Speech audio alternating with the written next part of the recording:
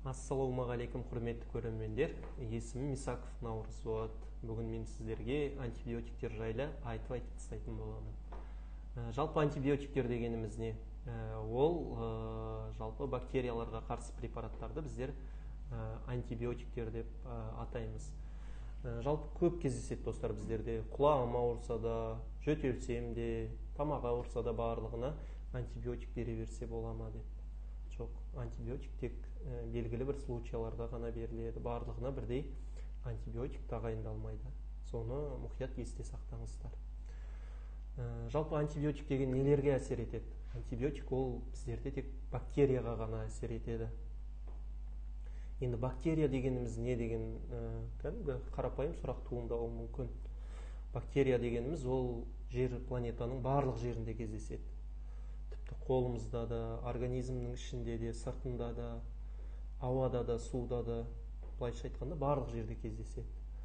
Ал вирус дегеніміз не? Вирус ол тек қана клеткаларда өмір сүретін паразитті вирус деп атасақ болады. Жалпы ол өмір сүру үшін ол біздің организміміздегі клеткаларды пайдалануы мүмкін, жануарлар клеткасын пайдалануы мүмкін, немесе өсімдіктер клеткасында осы вирустар пайдаланып өмір сүреді.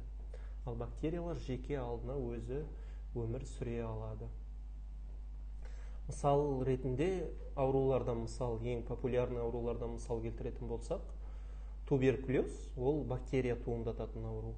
Ал вирус қазіргі таңда ең өзекті көтеріліп жүрген мәселелердің бірі ол ковид инфекциясы осы вирустардан туындайды. Енді екеуін салыстырмалы түрде неге вирусқа антибиотик беруге болмайды? Себебі антибиотик тек қана бактерияға әсер етеді. Вирусқа ешқандай әсері жоқ. Тек антибиотиктер бактерияларды өлтіреді, немесе оның көбеюін тоқтатады. Яғни айтып өткенде екі әсері бар. Яғни түбегейлі өлтіріп тастауы мүмкін, жақсы антибиотик болса, немесе оның қазақшалап айтқанда ұрпақсыз қалдырып тастайды. Пайғамбарымыз саллаллаху алейхи уассалам 5 нәрсе келместен бұрын 5 нәрсенің қадірін білем деген. Соның ішінде біреуі денсаулық. Яғни денсаулық біздерге Алланың берген аманаты, оған мұқият болайық. Осы сияқты да қызықты әрі аурулардың, тағы басқа заттардың оңай түсіну үшін арнамызға жазылып қойыңыздар. Осы видео ұнаса лайк басыңыздар, комментария жазыңыздар, және де қандай сұрақтарыңыз бар қойсаңыздар болады. Мен барлығына жеке өзім жауап беретін боламын. Келесіде қандай видео түсіргенімді қалар едіңіздер? Тақырыпты ауқымдап, үлкен қылыпта түсіруге болады. Және де келесі видео біздерде жөтел жайлы болмақ. Оны жоғарғы сілтеме арқылы көрсеңіздер болады. Жақсы, сау болыңыздар.